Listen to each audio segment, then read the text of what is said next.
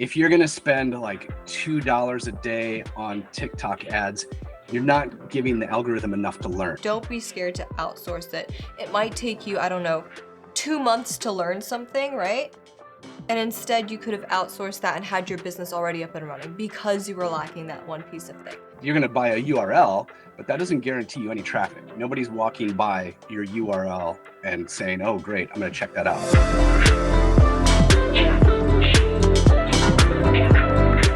Hey everyone and welcome. I'm Kaia, the brand ambassador at Text, and today we're going to be talking about how to start selling online for beginners.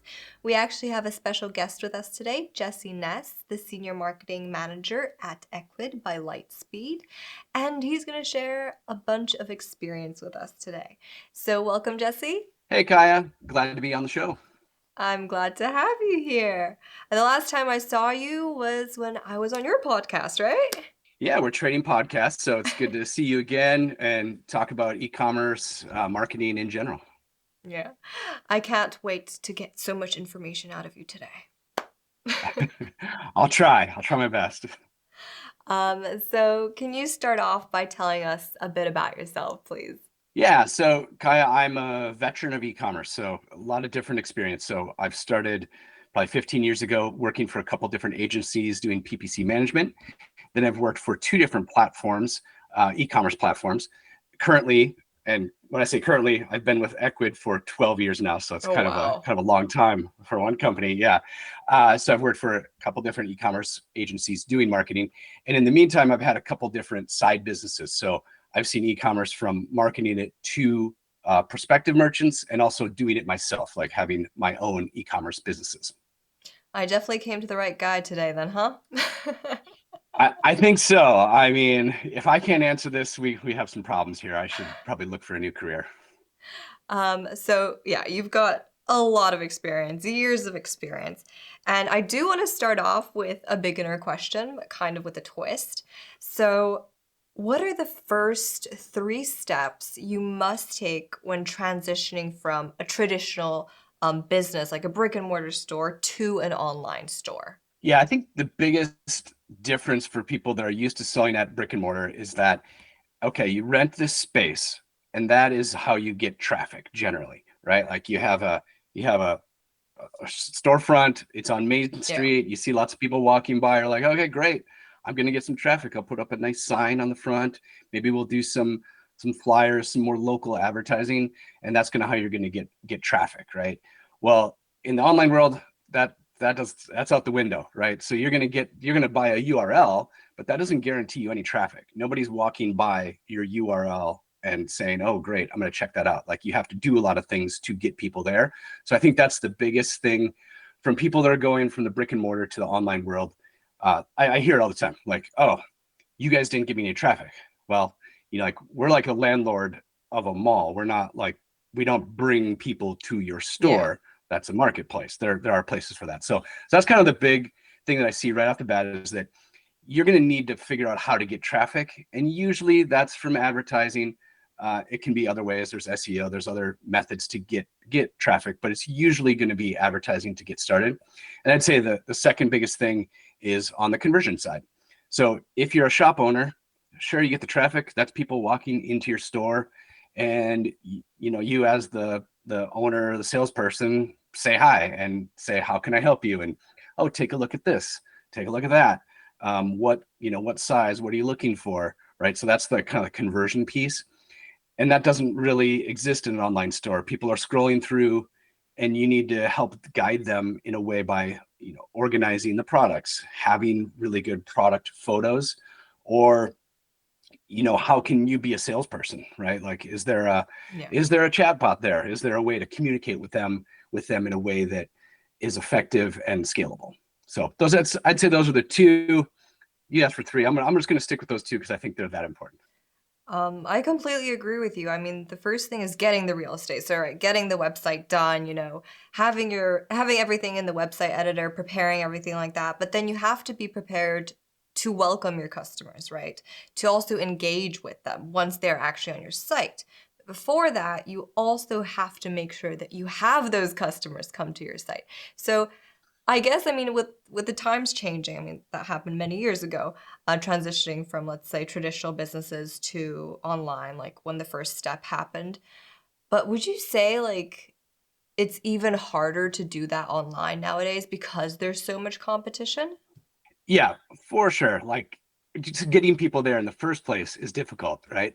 And like a normal conversion rate on an e-commerce, like by the way, there's no such thing as normal, but I'll give you a number because people always want to know what's the number. I'd say it's like 2 to 3%. So that means Okay. in order to get, you get 100 visitors to your site that are actually interested too. They can't just be like randoms. You might get 2 to 3 sales, and that's might, right? Like that's Yeah. if you've been doing this a while, your store is set up properly, etc. So like that's a very, very big difference from where we were before. And I think on the conversion piece too, right? Like you might assume, oh, because you went to Amazon and you found a product and just bought it, like everybody does that. That's not the case, right? And also Yeah. the big guys have an advantage, right? Like Amazon has an advantage. Just going to tell everybody that right now. People are used to buying from them, so you have to work a little bit harder, right? You have to find a way to communicate them. You have to find a way to get the email. You have to pixel them so you can advertise to them later. Like it's not people aren't just going to come into your store and just buy right off the bat. That just doesn't work that way. And they'd have to reach your store in the first place. And where are they supposed to find your website address, right? So that's another Yeah, complication compared to a brick and mortar store. So there's definitely a lot of investment for small businesses upfront when it comes to bringing people to your site. Yeah. for sure. Um, and that also includes having a great brand identity, which is currently crucial for any business, right?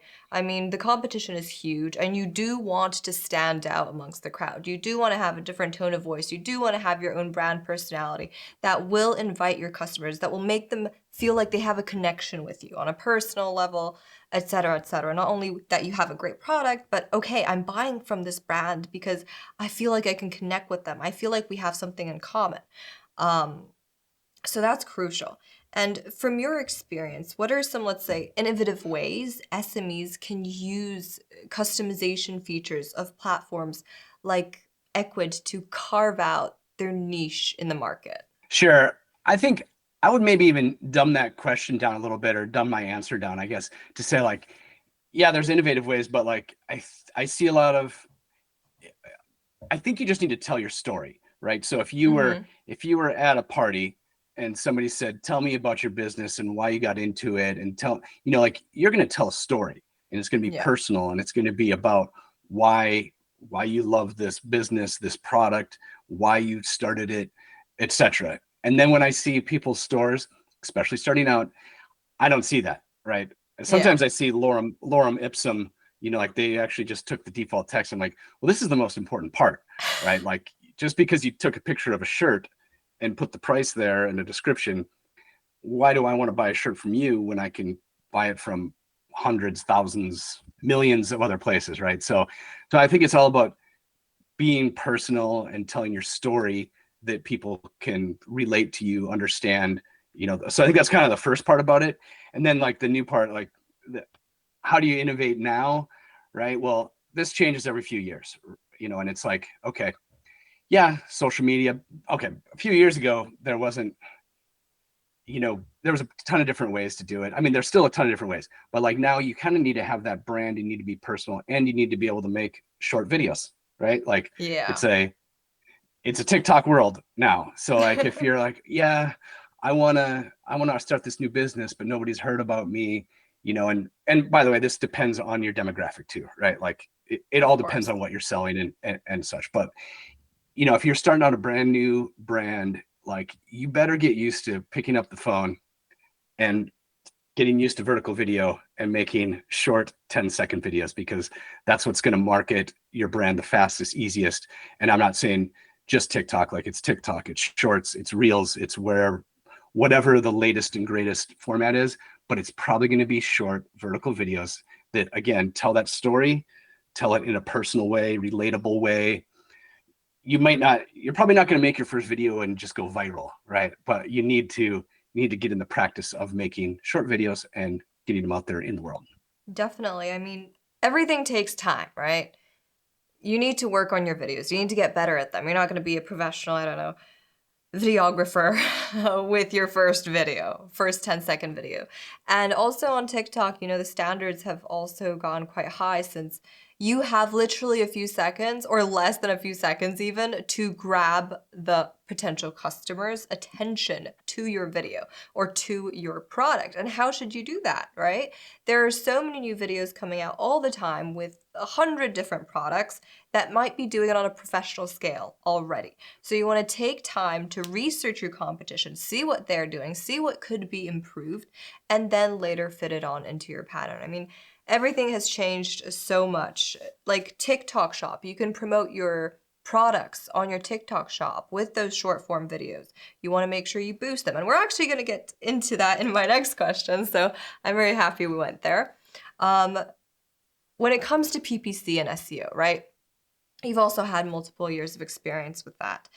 And when a small business just starts out, they have a lot of costs. They have a lot of things that they need to limit their budgets on, right? Not only do they need, for example, a graphic designer to design their whole website, brochures, flyers to hand out, kind of. It depends what your business does exactly. But there's a lot of costs. And, then they're supposed to be thinking, okay, apart from that, I need to bring traffic to my site. I need to pay for that. I need to invest in digital marketing to get people to actually come to my site. It's not like the brick and mortar times, right? When you said you'd stand out with a sign and be like, come in, today we have 10% off. No, you actually have to put in money to that to even have somebody approach your site. So how can small businesses set, let's say, a realistic budget for their initial digital marketing efforts? Sure. So having worked in digital marketing for a long time, I will say what every other digital marketer says: it depends. So then I'll back into a real answer, right? So I know you don't want to hear it depends, right? Well, here's the it depends part first, right? So, like, what's your margin on your product? If you're selling a product for $100 and it costs you $50, there's not that much money to work with there. If you're selling a $100 product and it costs you $30, that's kind of the sweet spot, I think, right now for people launching new businesses, is you kind of want that 70% margin, because you're probably going to spend at least 20 on advertising, right? So probably 20 to 30% of the final product price is going to be spent on advertising. Okay. So the other part about it depends is it depends if you're just starting out, or if you've been doing this for a while and you actually want to take some money out of the business too. So I have a business that's, still ramping up, and I don't take any money out of it. I actually put money into it. So there I'm spending in the more 20% range on a 50% margin. Another business is a little more established, and I want to take money out. That is the goal, is to eventually take money out of the business into your pocket.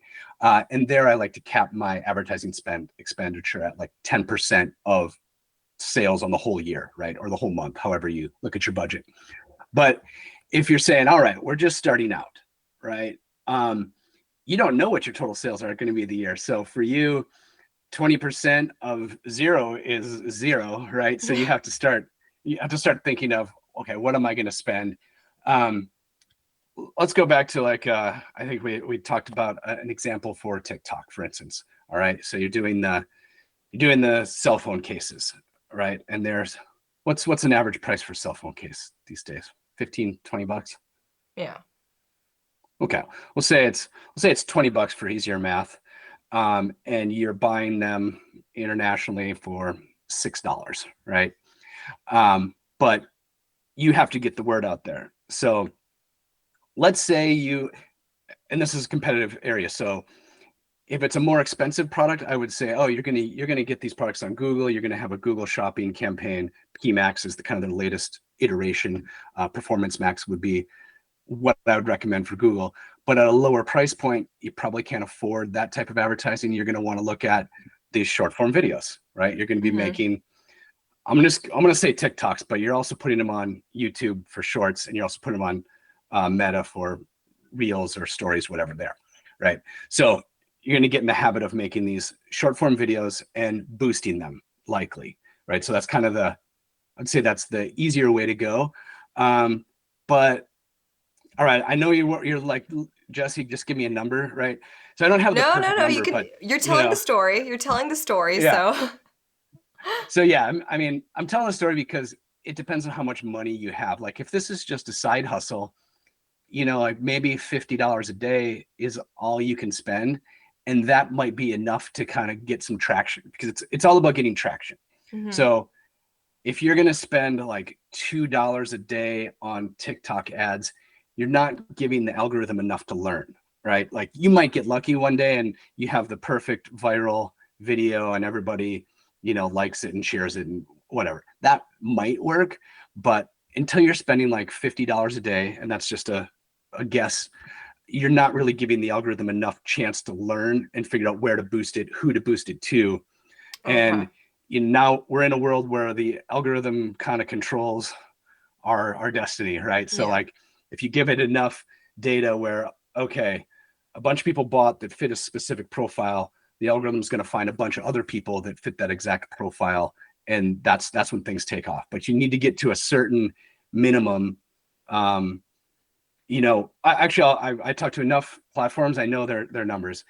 They usually want 50 conversions in a week, in actually a month. I'll take that back, because they do give it numbers. But like you need to get 50 conversions in a month in order for the algorithm to kind of like take over and learn on its own. And $50 conversions in a month. Let's say, phone case example, let's say you're willing to spend $10 on advertising, per conversion, which isn't really making all that much money. Well, that's 500 bucks. Yeah, that's my math correct there. So, that's what you need to be thinking about, of what you're going to be willing to spend. And that assumes everything works. You might spend $500 and get like 8 conversions, right? And you're going to need to pull back and kind of rethink your strategy and videos, etc. So anyway, I gave you some rough numbers there. Like you can play with those, but the whole goal is to try to get to 50 conversions per month so the algorithm can take over. Okay, so that's the goal. And first of all, of course, in the first, let's say, month, right? You want to spend as much as you can on ads, correct? Yeah. And then later on, when the algorithm kind of learns, okay, this is your audience, these people are interested in your products, these people have purchased your products, let's say through TikTok Shop, right? Or Instagram Shop, et cetera, et cetera. Then later on, you can kind of slowly start to tone it down. But you have to have that first initial investment, like you said, 20 to 30% for small businesses, right? Yeah, I think that's a good rule of thumb. Now, here's what happens though sometimes is that, okay, great, you sell 50 of them at $10 per conversion, right? The algorithm might take off, and all of a sudden now the next month you spend that 500 and you get like 75 conversions. Well, now you're starting to make money. So now you're going to start, you're probably going to want to dump more. Yeah, you're going to be like, oh my gosh, I'm running out of money. I can't get my products fast enough. Like now you have you're going to have a cash flow problem. Then you're going to be like you're going to be spending, you're going to be maxing out credit cards in order to spend enough money on ads and trying to get products in it. That's the best case scenario, is that you have a cash flow problem in month 3. Okay. So that's a good thing. It's a good problem. Like, yeah. It's a good problem to have. Yes. All right. I think we're kind of lurking into analytics and metrics by now.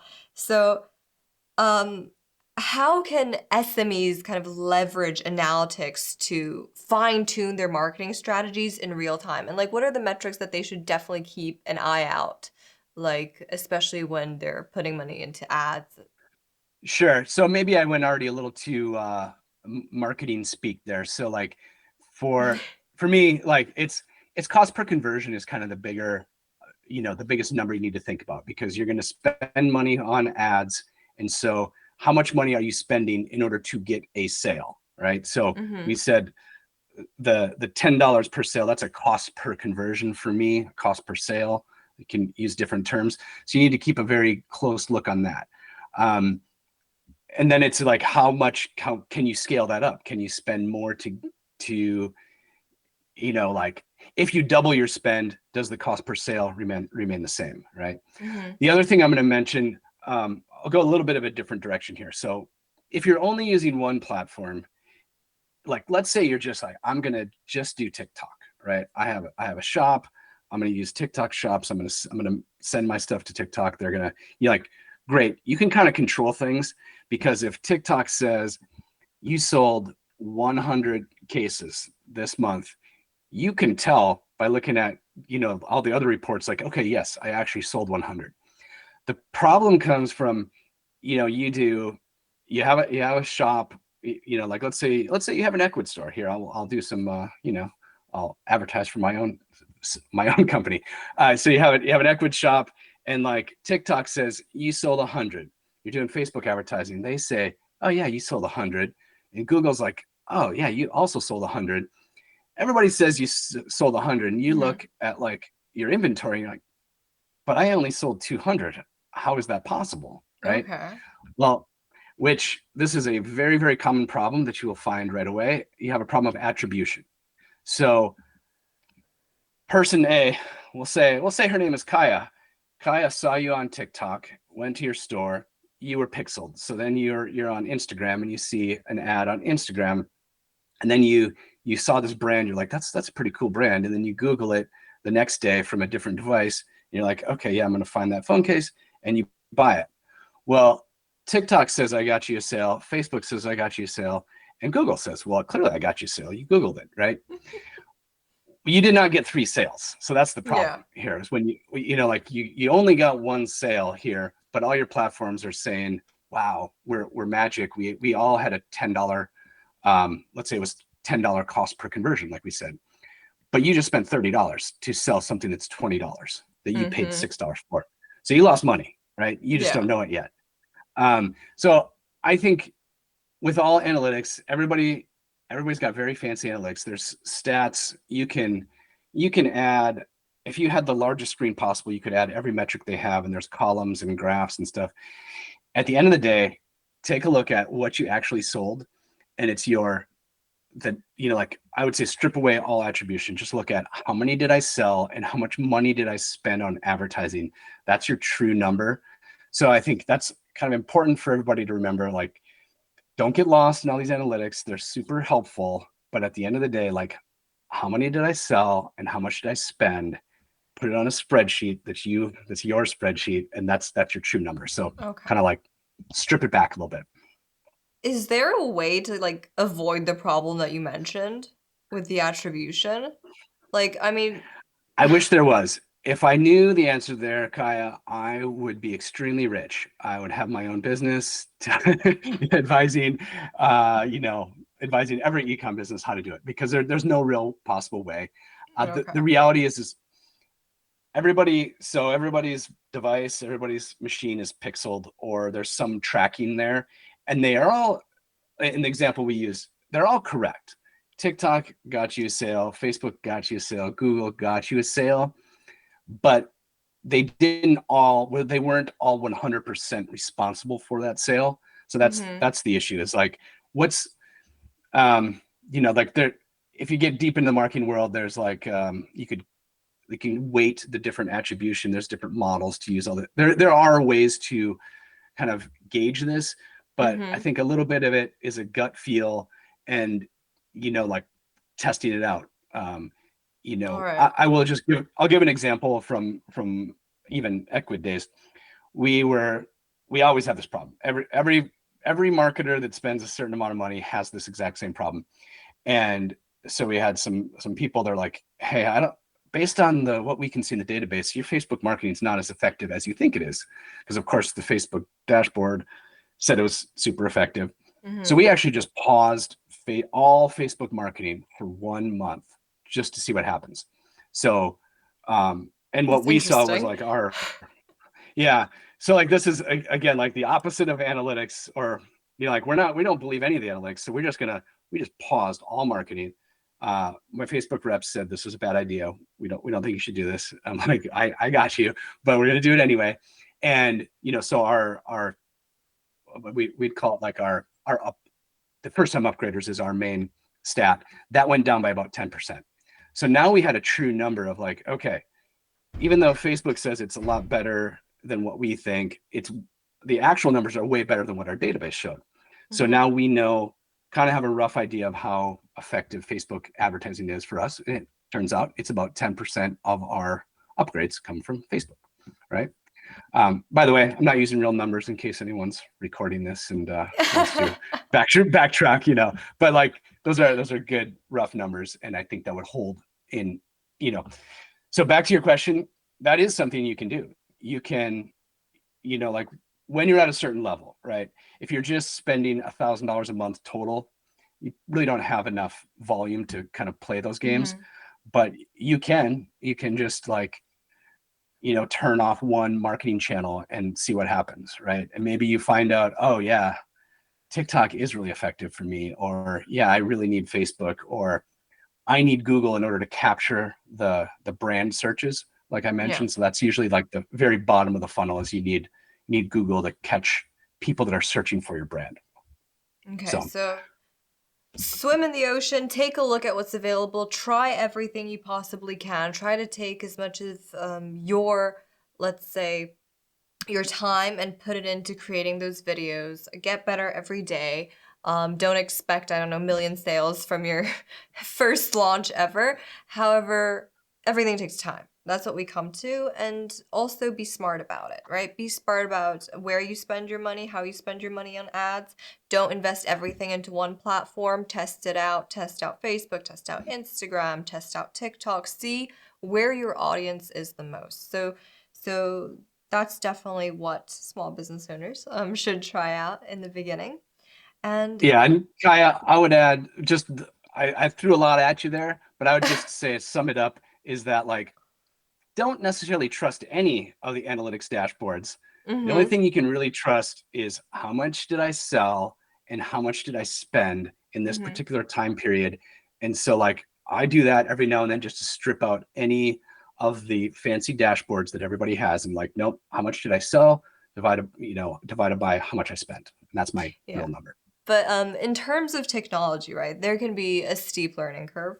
So what common, would you say, technical hurdles do new e-commerce businesses face, and how can they how can they overcome them with platforms like Ecwid or tools like LiveChat? Yeah. Okay. There's always going to be some technical hurdles. You don't know everything. Don't expect that you need to learn everything. And by the way, it's way better than it was 15 years ago. So like consider yourself lucky if you're starting now that you have this one technical question, because 10 years ago you would have had 50 technical questions before you even got to this point. So anyway, little like everybody calm down, you know. Then I think the next step is like there's so many good like YouTube tutorials. So you can do YouTube tutorials, right? And basically just ask the question you have into YouTube and you'll probably find a nice video that walks through it. And then I would also say, so at Ecwid, we have excellent help centers, right? So the help center is fantastic. Like, I mean, I mean it. Like, if you have a question there, it's probably in the help center with screenshots of how to do this, how to do that. And then also support is excellent. So I head up marketing for Lightspeed, for Ecwid by Lightspeed, whatever. And we have like we have a Slack channel for all the people that when they downgrade, they leave a comment, right? And I'll see, and we track, people will say, oh, you know, I didn't know how to do this. And then we can tell in Zendesk and other like backend tools how many times they've talked to support. So many times people downgrade because I couldn't do this or I don't have that, but they never talk to support. Usually with most platforms today, you have access to support, you know, and yeah, you do like a live chat with support agents, and that's what they do. They're paid to help you get to the solution, even if it takes, it might take like a half an hour sometimes for some tricky questions. But I'm just shocked and amazed by people who say they have a tech problem, but they didn't reach out to support. So like, I know this sounds kind of dumb. Like, why wouldn't you do that? I see it all the time where people they didn't try, right? So anyway, reach out to support. Don't get frustrated. Most stuff is done by like, oh, you need to install a pixel here. Okay, yeah. The first time you install a pixel, it might be a little tricky, but once you've done that once or twice, most tools are available by just installing a pixel. So that's couple little tips there. And I'll add another one. Like when you get to a certain level, don't be afraid to pay for outsourced resources. So like you can't do everything on your own. You know, even myself, I've been doing this a long time. I regularly outsource some to designers. I outsource to developers for sure. I recently did a project where I thought I was pretty good at my email marketing, but I paid somebody like thousands of dollars, actually, like it was like a $5,000 project to revamp all my email flows. So I had everything that would now be automated, had a nice schedule, cleaned up the list, like all stuff that I had wanted to do for like 3 years, but I just never got around to it. Mm-hmm. And then turns out if you just pay somebody some money and go on a few calls with them, everything is done. So like, don't think that you can't have help.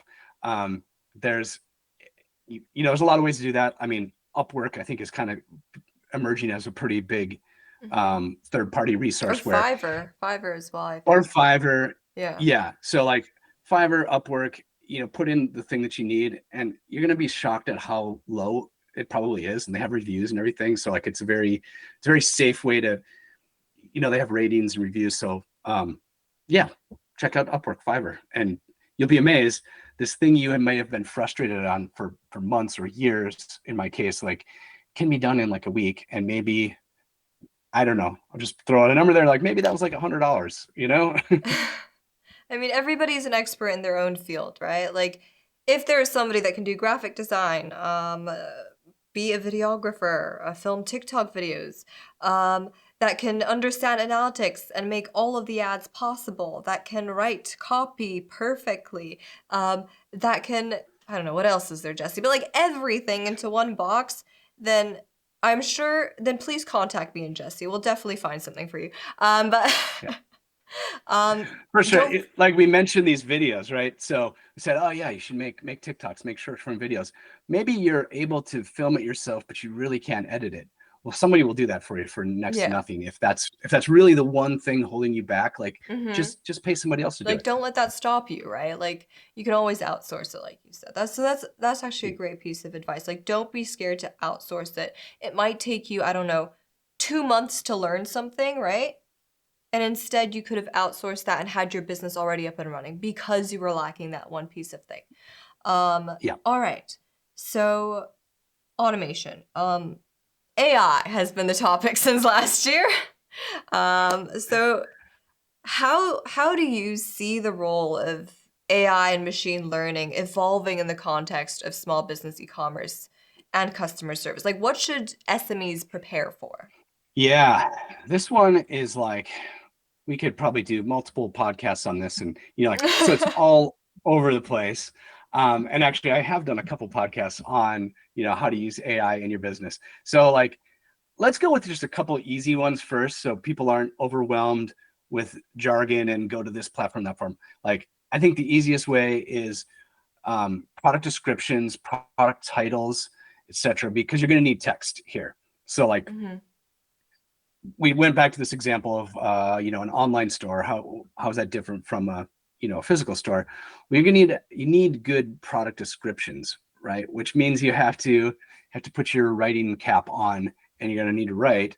Or you can use a little hand from any AI tool, right? Like, it can just be Chat GPT, it can be whatever flavor of the month tool, if you like, you use that. I also use Jasper, by the way, just to like, we use Jasper, we use ChatGPT. And you can put in the description you have. Maybe it's a couple sentences like, hey, please make this longer and more descriptive.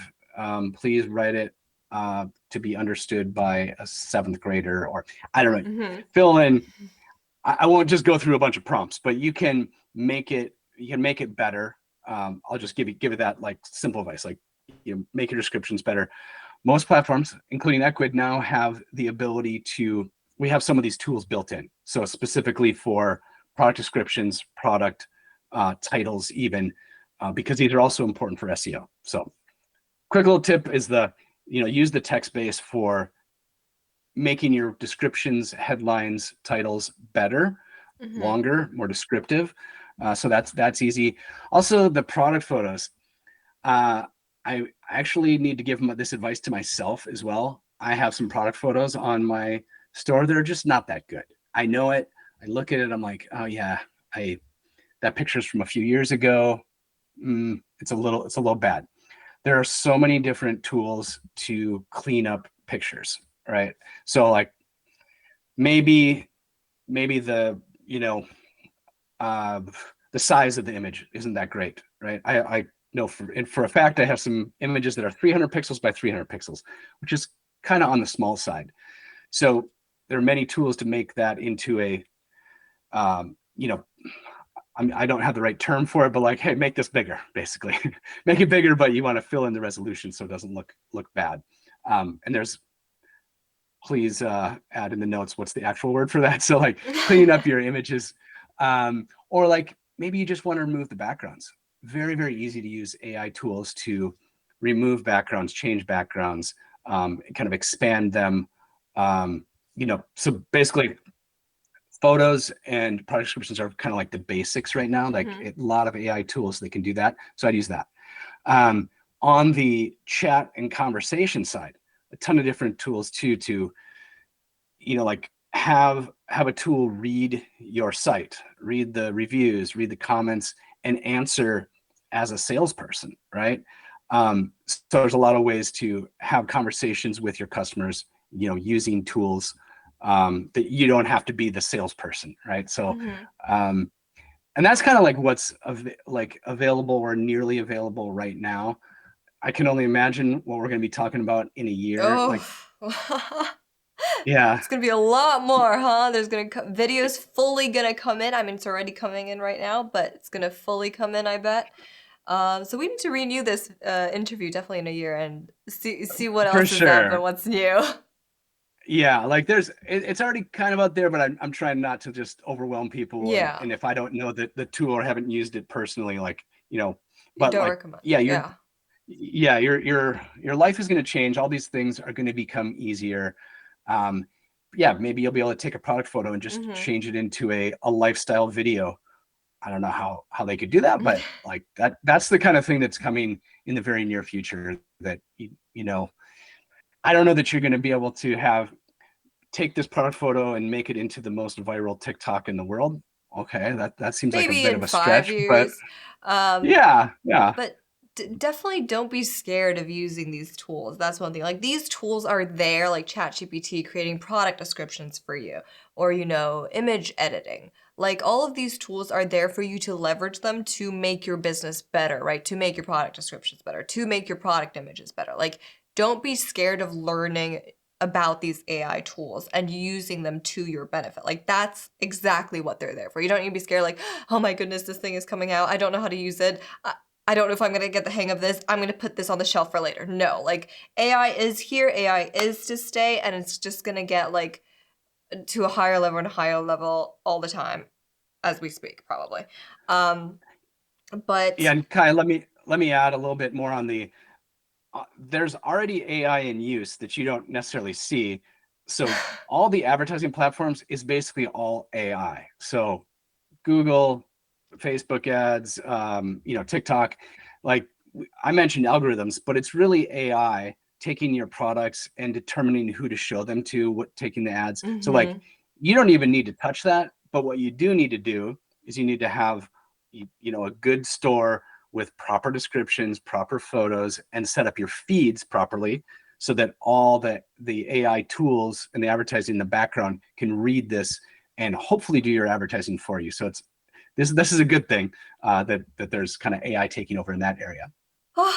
What's to come? What's to come? But we can't guess that just yet. Not yet. The last thing I do want to say here is that to these small business owners who are just starting out, resilience is key in business. And to finish off today, I'd like to ask you, Jesse, if you could share a challenging moment in your career and like how you navigated it, kind of like a lesson for SMEs. Yeah. So resilience for sure. I probably should have quit all of my side businesses multiple times, right? And there's just a few times like okay, I'm running out of money, or oh, we have a new challenge here. Um, you know, I started out a business that was essentially drop shipping. It wasn't if you Googled drop shipping right now, it wouldn't be that type of business, but like I didn't own the inventory. Well, the person that I was using, they said, hey, it's too much work now. We don't want to do this anymore. I'm like, oh, well, that's my whole business. Like that, if I don't have you, I don't have a business. So like it almost died there. And then I was able to find a third party warehouse that actually specialized in my type of products. Mm-hmm. So like it was almost completely done at that point. Um, but I think there's at every level, as you build a business, you're going to hit plateaus. So with my business, I think at that point, I was probably in the 300,000 per year stage. And I had been stuck there for like 2 years because I didn't own the products, didn't have a warehouse, etc. And then they were like gonna kick me out. And then I overcame that obstacle. So then I got to the 700,000 range, and I was stuck there for a few years, where it's a side business, so like I didn't really have that much time. Um, and then actually, I will say, in a sense, the pandemic, in a sense, came to my rescue, where um, all of a sudden a lot of e-commerce businesses boomed at that time, and that Mm-hmm. set me up to another level, right? And at each level, there's certain things you need to overcome. You can't expect like a weird world event to like happen. That just happened. But usually you're stuck at some skill level, right? So right now, I think the level that I'm stuck at was, I think it was the email marketing, right? Mm-hmm. Where I had all these emails, but I wasn't using them properly. So I was like, okay, I'm going to spend the $5,000 in order to get an email marketing expert in here to help me get to the next level. So let me give you another example. Oh yeah, when I was starting out early, my product was very expensive to ship, right? So Okay.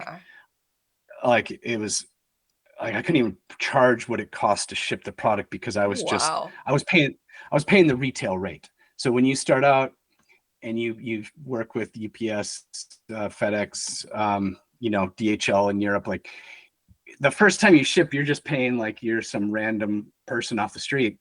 Once you get to a certain level of scale, you start getting better discounts. Mm-hmm. Some of that is built in on the platforms now, so it's not. I will say it's easier now that if you buy labels from the platforms, it's better. But I guarantee you there are better discounts the more you sell. So as you sell more, you unlock discounts. And I had a rep that I could talk to and dial that in. So um, as you keep moving up, it kind of unlocks a new ability, right? Like it's almost like a video game here. As you need to unlock the next level. Yeah. So like at each let's say on advertising, for instance. So when I don't know the magic number, but if you spend $200 a month, you're not getting a call from a Meta rep to help optimize your advertising. But if you spend $2,000 a month, they're going to start hounding you, and they're going to say, "Oh, Yeah. we have free optimization. We're going to help you out." So like that's just an example. There are Mm-hmm. many, many examples as you move along. As you keep scaling up, you're going to get better deals. You get better deals on payment processing. You get better deals on shipping, help with advertising. So but you got to stick it out some of those tough times. So Yeah. there's definitely multiple times I was like, I'm ready to call it. Like I have a bad year, didn't make any money. But I stuck with it, and that's kind of what you'll need to do as well as you keep going through. It will be frustrating at times, and you just need to figure out your way to the next level. You have to stick with it. You have to, stick it out sometimes, be tough. And, after the storm, the rainbow comes out. Usually. If it doesn't, revamp your strategy, marketing strategy, take a look at what you could improve. Because maybe you're doing everything right. You're targeting the wrong audience, right? Maybe you've got everything perfect. You've got the best product images. You've got, the best product descriptions possible. You've got great videos. It's just you hopped on the wrong train to the wrong island, let's say, right? For sure. Okay. So thank you so much, Jesse, for sharing your expertise with us today. And thank you for watching. Jesse, is there anything you'd like to say to our audience before we go? Yeah, I think we ended on a good one with the persistence. Like, Yeah. yeah, you need to start. So if you haven't started, start. And then if you have, you need to be persistent. So good luck, and it's a lot of fun as you go along. Yeah. And of course, if you have any questions, please feel free to leave them in the comments. If you have any questions to Jesse or myself, our LinkedIn handles will be in the description as well. Thank you again, Jesse, for being here with us today. And Thank you, Kaia. thank you for watching, and see you soon.